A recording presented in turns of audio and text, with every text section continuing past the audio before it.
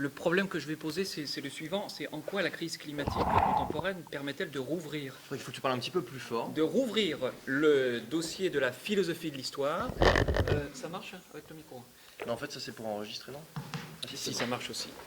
Et donc de contribuer à une autre philosophie de l'histoire, une philosophie de l'histoire qui ne renierait pas ses liens privilégiés, quoique non exclusifs, avec la tradition marxiste.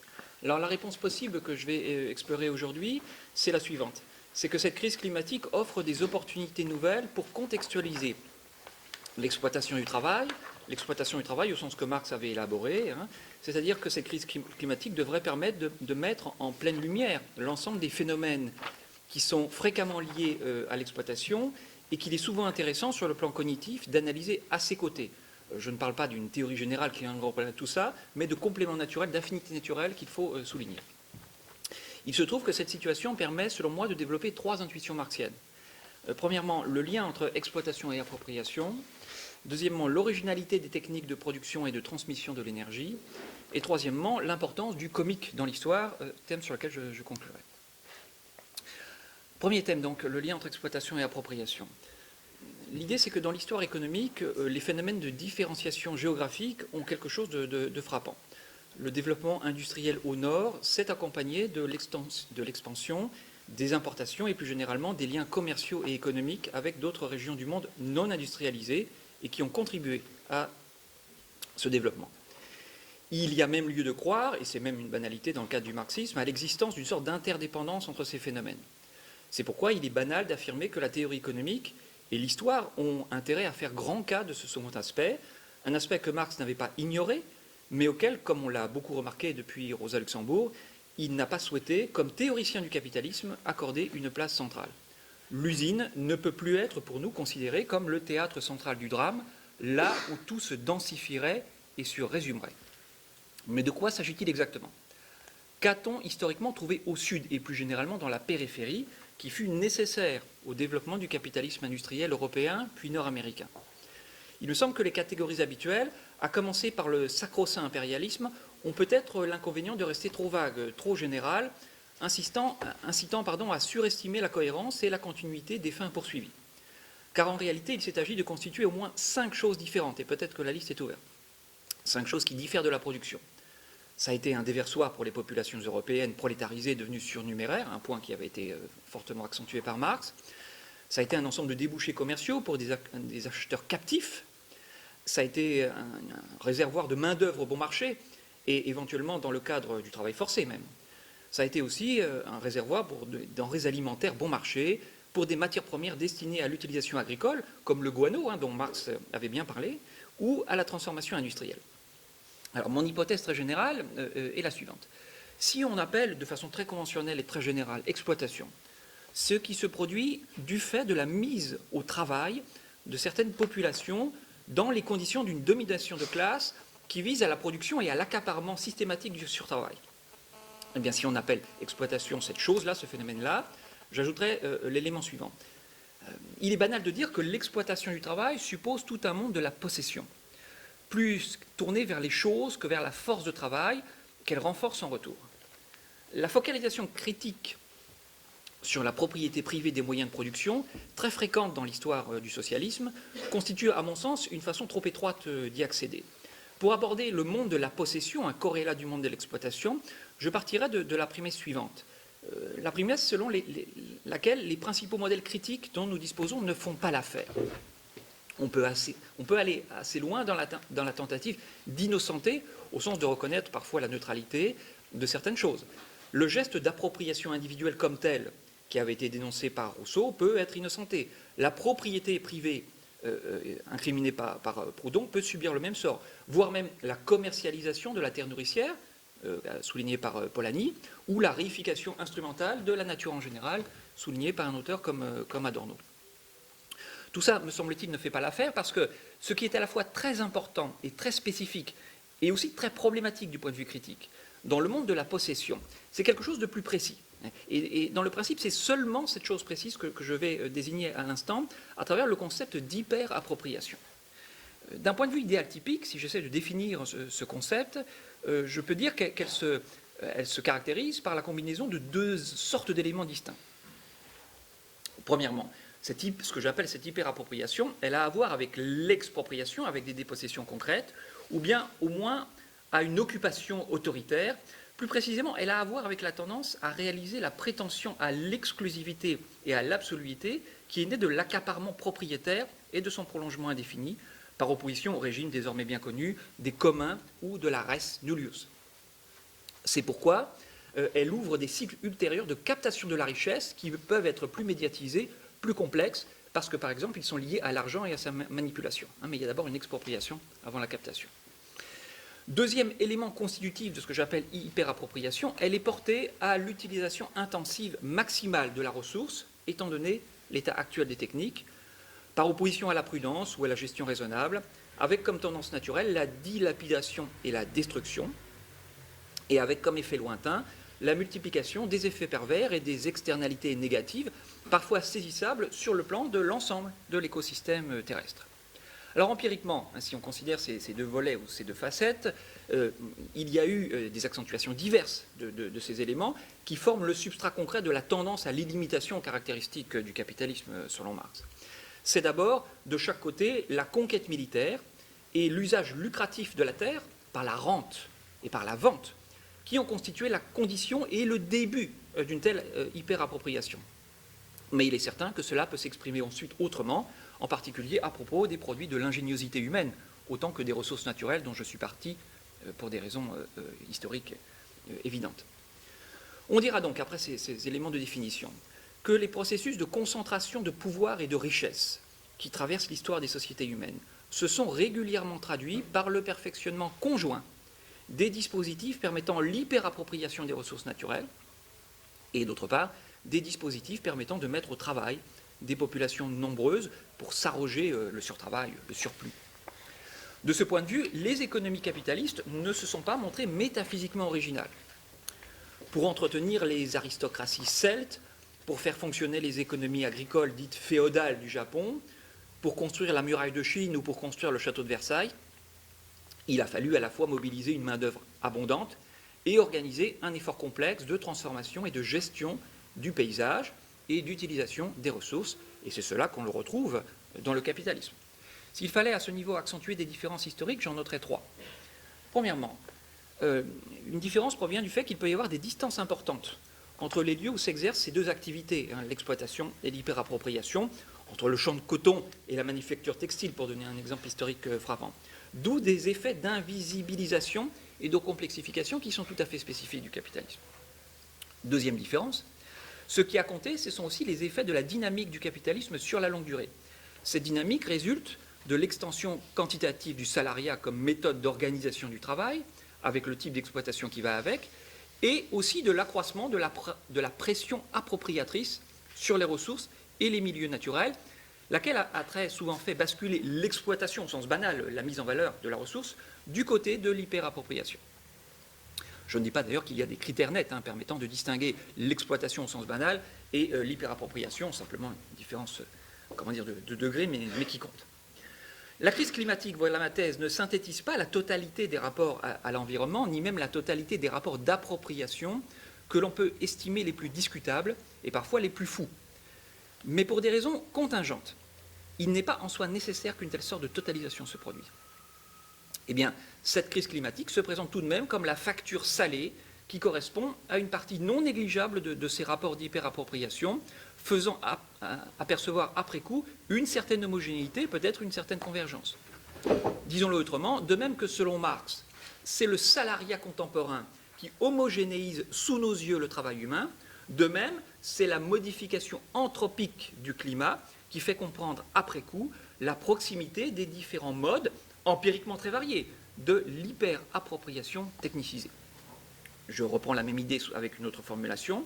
La concentration de carbone dans l'atmosphère, à son niveau actuel et à son niveau futur, c'est en grande partie, ça peut être philosophiquement interprété en grande partie, comme le prix que nous payons pour la généralisation de pratiques d'hyperappropriation qui ont eu historiquement comme un de leurs objets privilégiés l'énergie fossile elle-même, mais qui surtout ont eu de plus en plus besoin de dépenses massives d'énergie fossile. Pourquoi ? Parce qu'il a toujours fallu davantage déplacer, déforester, creuser, prélever, intensifier, transformer et finalement détruire. Et ça, évidemment, c'est avec une consommation massive d'énergie carbone qu'on le fait. Elle a donc été la ressource secrète, cette énergie carbone, de l'hyperappropriation contemporaine. Voilà la thèse historique que je défendrai. Troisième spécificité du capitalisme, même si cette spécificité est relative, c'est l'interdépendance de ces deux phénomènes, exploitation et hyperappropriation. On en trouve une trace légère de cette thèse que l'on peut appeler celle de la parité ou de la symétrie ou de la bipolarité, pour parler comme Jacques Bidet, dans le texte marxien. La métaphore de l'extraction, elle est utilisée une fois dans le livre du Capital pour viser la plus-value. Marx utilise, aussi bien en allemand que dans la traduction française qu'il a supervisée, cette métaphore de l'extraction de la plus-value qui a eu beaucoup de succès, peut-être Jean Numa, tu pourras en dire quelque chose plus tard, qui a eu beaucoup de succès dans la littérature de vulgarisation du marxisme, me semble-t-il. Il y a quelque chose d'assez intéressant. Extraire, si j'essaie d'analyser ce que veut dire Marx, extraire, c'est prélever quelque chose dans l'environnement d'une façon telle qu'au pire, elle aura du mal à se reconstituer, ou en tout cas, que cette manière, qu'elle laissera des traces. Le pillage et le saccage représentent les degrés supplémentaires de cette extraction. Et ce n'est pas inintéressant que tout ça se soit imposé sous la plume de Marx. Alors, si je suis la suggestion marxienne, je pourrais dire la chose suivante. Il y a un système de conjonction entre les deux phénomènes et ça nous les rend l'un et l'autre pensables. En particulier, la redéfinition partielle du travail, des tâches, en fonction de l'hyperappropriation, me semble avoir été un trait intéressant de la modernité. Il y a eu un travail spécifique de l'hyperappropriation qui a défini en partie l'espace de possibilité des tâches modernes. Un reflet partiel mais intéressant de ça, c'est que les travailleurs dédiés à l'appropriation technicisée, violente et massive, les chasseurs, les bouchers, les mineurs en version moderne, et les autres maîtres des machines surpuissantes, il me semble que ces gens-là ont fourni une bonne partie des grands récits littéraires emblématiques du travail moderne, d'Émile Zola à Upton Sinclair, The Jungle, en passant par Melville, grand exemple à mon sens de cette affaire, par différence avec l'imaginaire plus archaïque de la conquête aventurière du monde, même si les deux imaginaires, celui de l'hyperappropriation et celui de la conquête aventurière, ont pu fusionner. C'est le cas, semble-t-il, dans la littérature. Sinistrement moins développé dans la culture occidentale, le sort de l'animal, à la fois exploité et approprié, pourrait-on dire, le sort de l'animal réquisitionné pour son rendement énergétique ou devenu matière première de l'industrie agro-industrielle, forme un autre aspect de ce complexe, autrement dit un autre point de jonction saillant entre les deux mondes capitalistes de l'exploitation centrée sur le salariat et de l'hyperappropriation. En résumé, sur ce premier point, qui a été le plus long, l'hyperappropriation des ressources environnementales. Et j'insiste sur le fait que ce concept me paraît d'un niveau plus général que les concepts marxiens auxquels nous sommes habitués et qui gardent leur pertinence empirique parfaite, qu'on appelle ça propriété privée des moyens de production, propriété privée en général, rente, épuisement de la terre, l'expression est dans le livre 1 du Capital, ou encore accumulation primitive. Mon idée, c'est que ces concepts-là ont une portée partielle, ne sont pas d'un niveau de généralité suffisant pour être mis en symétrie par rapport au concept d'exploitation, qu'il faut inventer un concept, non pas qui subsume de manière mécanique tous les autres, mais qui les élève en quelque sorte à une généralité supérieure, et que ce concept, on peut lui donner comme étiquette hyper-appropriation. Puisque j'en suis à quelques points de comparaison, j'aimerais aussi dire que, malgré l'intérêt intrinsèque et indiscutable des analyses dont il a été question hier, je contesterais peut-être, ou je limiterais peut-être la portée du concept harveyien d'accumulation par dépossession. Ce qui manque chez Harvey, c'est la dimension de destruction. C'est la dimension de destruction. Et il me semble que la notion d'hyperappropriation a comme qualité, on peut dire ontologique, de rayonner aussi bien du côté de la violence de la prise, de la violence de la prise, que du côté de la destruction de la ressource, ce à quoi Harvey, même s'il signale certains arguments écologiques et environnementalistes classiques, n'est pas, me semble-t-il, fondamentalement sensible à cause de la prégnance, telle serait mon interprétation, du modèle de l'accumulation. Alors donc, l'idée, je reprends le fil, on a là deux concepts de niveau égal si on invente ce point de vue que j'appelle celui de la hyperappropriation. Bon, il me semble que ces deux concepts, exploitation via le salariat et hyperappropriation technicisée, doivent être reconnus comme deux concepts de rang égal dans la théorie du capitalisme ou de la modernité. de sortes de dépenses de l'énergie, pourrait-on dire, si on se place à un niveau plus abstrait et plus naturaliste, hein, de manière de consommer de l'énergie ou de la dépenser. Plus profonde que la polarité géographique nord-sud ou que la polarité centre-périphérique, qui n'en sont peut-être que des expressions contingentes et partielles.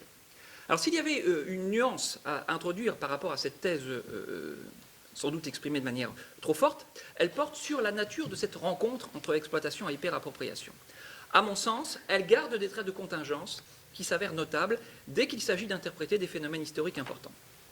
Car il n'y a aucun lien conceptuel très fort entre les deux phénomènes, contrairement à certaines suggestions fugaces que l'on trouve dans le livre 1 du Capital, où Marx suggère que l'exploitation repose nécessairement sur des pratiques prédatrices à l'égard des ressources naturelles.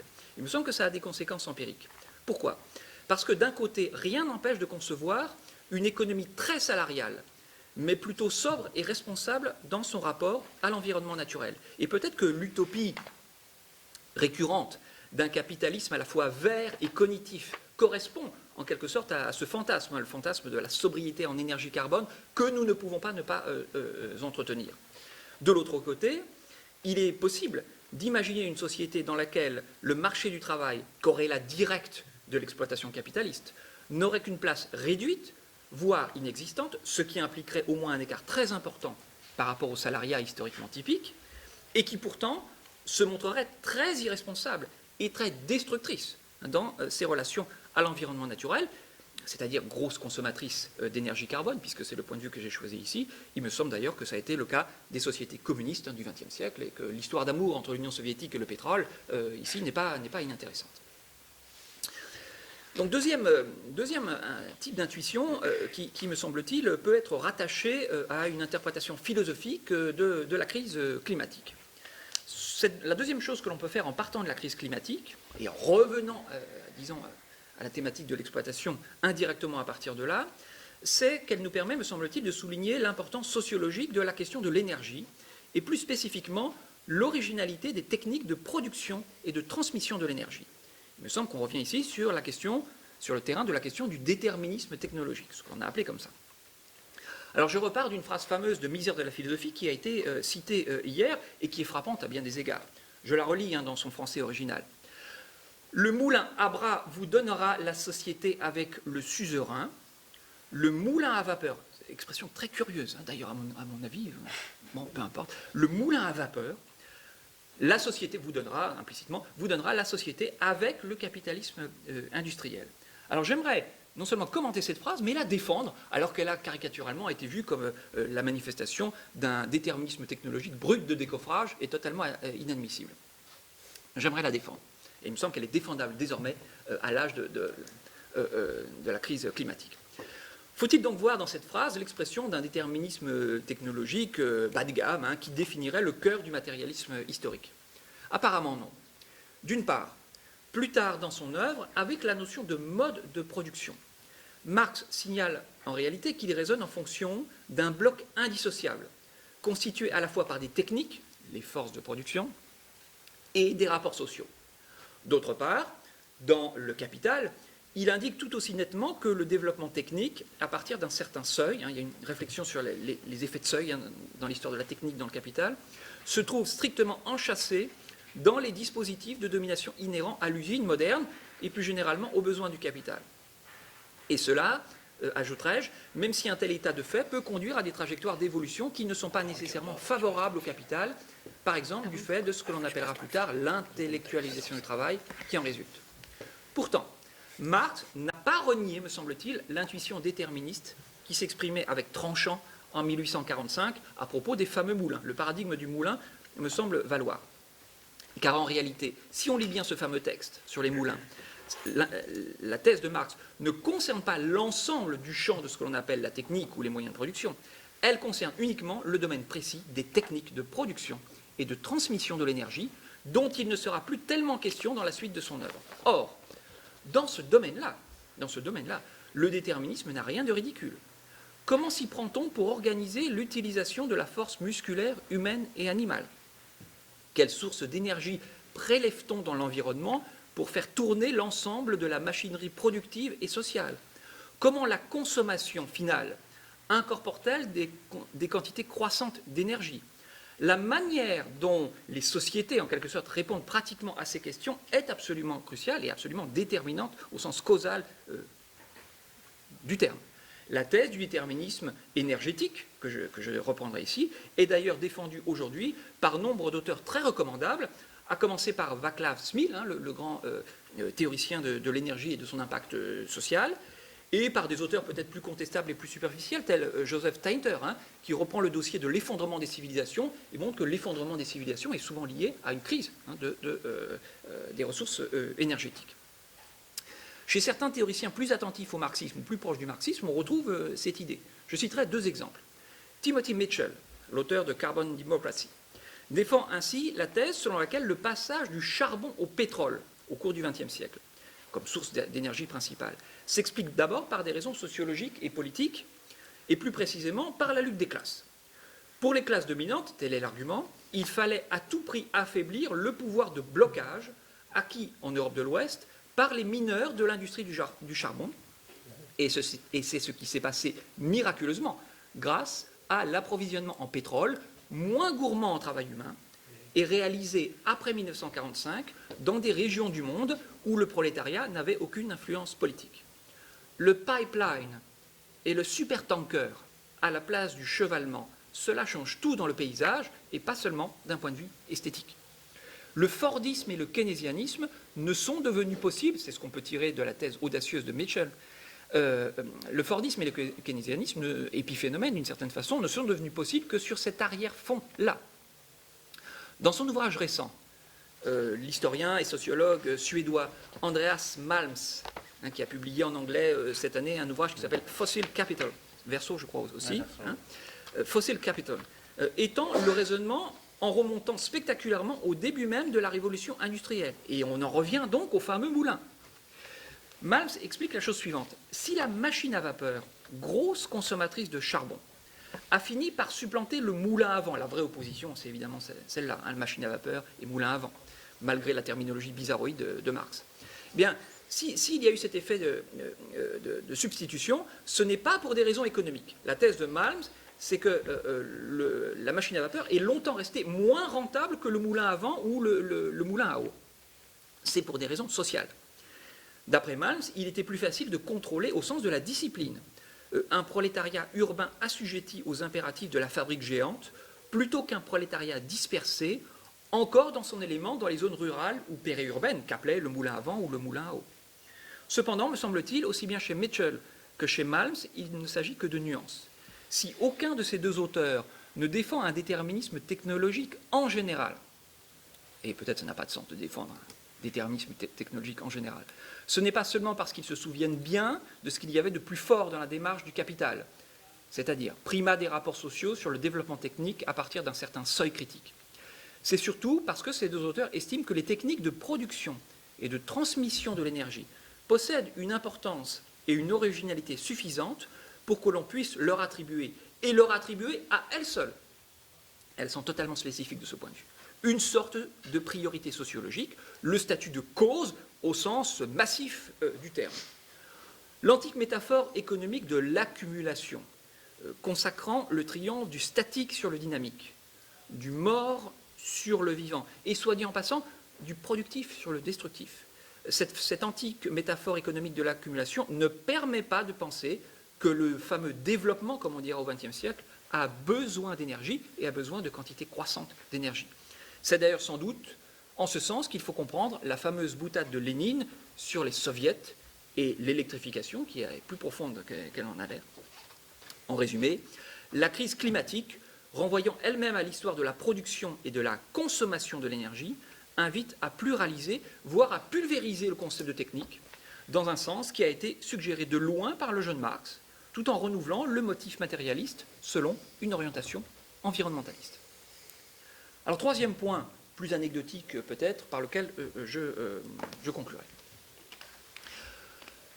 Par-delà toute croyance déplacée, bien évidemment, en la rationalité substantielle ou essentielle du monde, Marx a dit très justement qu'il y avait du comique de l'histoire. Je ne rappelle pas la fameuse ouverture du livre sur le coup d'État de 1851. Et Engels a utilisé à bon escient, à plusieurs reprises, me semble-t-il, l'expression ironie de l'histoire. Il y aurait sans doute quelque chose à faire sur l'usage engelsien de ces expressions ironie de l'histoire, qui me semble être constitutive de l'approche engelsienne de l'historicité. C'est pas du tout anecdotique ou superficiel. Il a senti des choses.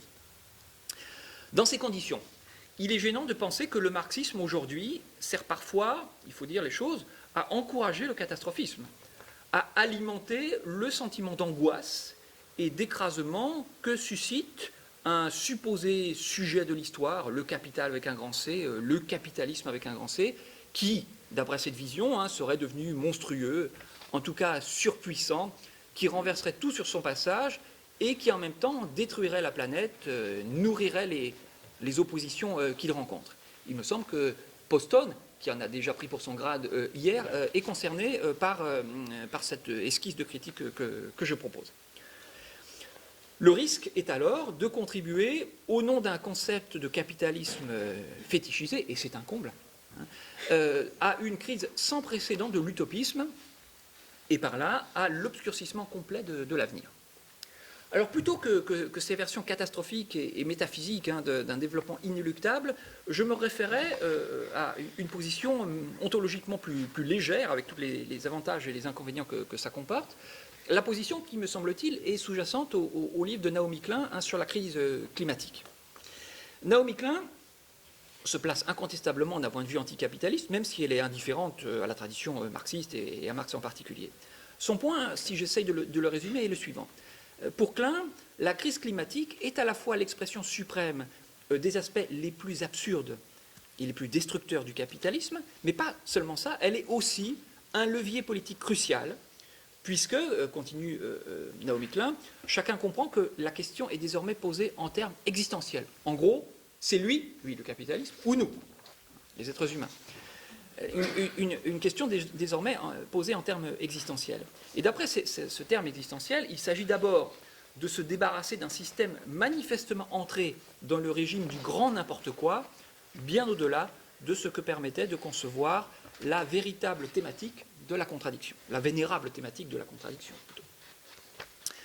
Il me semble que cette position est acceptable. Je lui ajouterai simplement un appendice, un petit complément totalement anecdotique et superficiel. Il m'a été suggéré effectivement par disons, Umberto Eco et par certaines discussions philosophiques bien connues qui sont retracées par Umberto Eco à la fin du nom de la rose, autour d'un texte d'Aristote supposé perdu. Il me semble que pour ajouter quelque chose à la position de Naomi Klein, il faut d'abord un grand éclat de rire libérateur qui dégonfle tout d'un coup ce dont il est question et qui assainit l'atmosphère. J'explique pourquoi il faut rire. La crise climatique, qu'est-ce que c'est ? La crise climatique, c'est quand la volonté de maîtrise hypertrophiée, s'exprimant sous la forme privilégiée de l'hyper-appropriation galopante et imbue d'elle-même, débouche sur des désordres majeurs totalement incontrôlables, qui bouleversent le destin de l'espèce humaine et le destin de la planète sur fond de non-linéarité, c'est-à-dire d'imprédictibilité radicale. C'est aussi ce qui est caractéristique de la nature de ces phénomènes. L'engendrement continu de désordres hors contrôle, à partir de la volonté. Et certes un phénomène, j'allais dire banal, en tout cas un phénomène récurrent de la vie des sociétés humaines, comme le montre l'exemple de la violence. Mais il semble qu'il prend ici, avec le cas de la crise climatique, il prend un tour qui n'est pas seulement tragique. Car tout cela n'a rien à voir avec la solennité de la dialectique, basée sur l'image du retournement, laquelle n'est peut-être au fond qu'une tentative prétentieuse pour éviter de rire de ce qui nous arrive quand nous constatons que ce que nous avons fait fièrement se retourne contre nous de manière vexante. En effet, un des ressorts du comique, et Freud a su l'exprimer avec beaucoup de force dans son livre sur le mot d'esprit, qui ne porte justement pas seulement sur le mot d'esprit, mais sur l'humour en général, un des ressorts du comique, explique Freud, il n'est pas le seul à dire ça, mais il le dit très bien, c'est, disons, quand le sérieux appliqué, quand l'autocontrôle tendu, quand le sens de sa propre dignité se liquéfie instantanément sous le coup d'un accident minuscule ou de la révélation accidentelle d'une faille béante. Rire de tout ça, c'est une manière de dire « Ah, ce n'était que cela ». Pour le dire autrement, le rire sanctionne alors la manifestation brutale de la fausseté absolue d'un raidissement orgueilleux, devenu habituel surmoïque, qui faisait croire que l'on était à l'abri des aléas du monde et des détails prosaïques de la vie corporelle, que l'on était au-dessus d'eux, supérieur à eux. Le rire accompagne le dévoilement d'une dépendance complète chez celui qui, sans le savoir, ne vivait que pour la refouler encore et encore.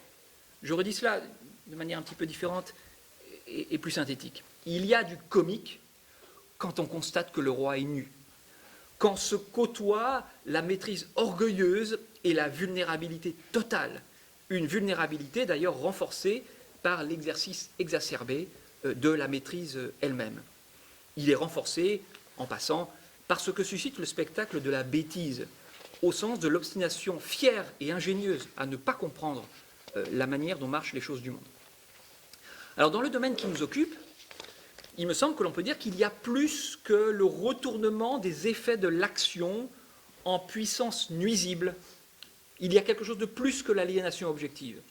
Car notre fameuse modernité, et en particulier notre fameuse technique, n'ont été possibles, nous le constatons maintenant, et c'est bouleversant, et c'est ça peut-être qui est ultra comique, elles n'étaient possibles que dans des conditions climatiques très précises, un détail léger, par exemple un Gulf Stream qui fonctionne, hypothèse contrefactuelle très crédible, avec quelques petits degrés Celsius de plus ou de moins, au bout de la plaque eurasienne, ces 3 derniers siècles, les machines et les dispositifs que nous connaissons n'auraient jamais existé ou auraient une forme extrêmement différente. Donc la modernité, l'autonomie de la modernité est mon œil, quoi. Et surtout, pour revenir à des sources d'énergie, à la question des sources d'énergie, parce que certaines sortes de bestioles ont eu l'amabilité, il y a quelques centaines de milliers d'années, de s'accumuler, et c'est ça la véritable accumulation primitive, de s'accumuler en épais sédiments au fond des mers, après leur mort, nous léguant ces quantités énormes de substances carbonées qui ont été nécessaires pour faire tourner l'économie industrielle telle qu'elle avait été observée par Marx, puis sa méga-réplique, le capitalisme hubristique et globalisé de ces dernières décennies. Tu parles d'un nouveau sujet de l'histoire.